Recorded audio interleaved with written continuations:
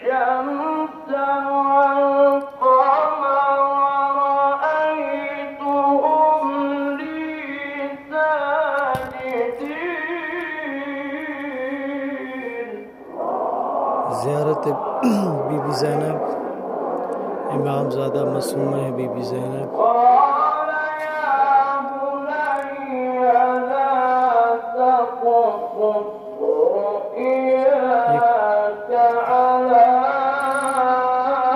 शैतान एक कहक إخوتك فيكيدوا لك كيدا.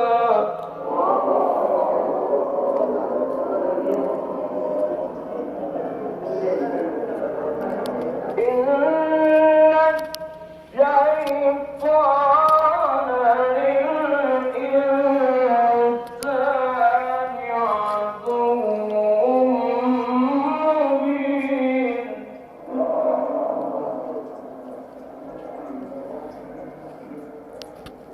وكذلك يجتبيك ربك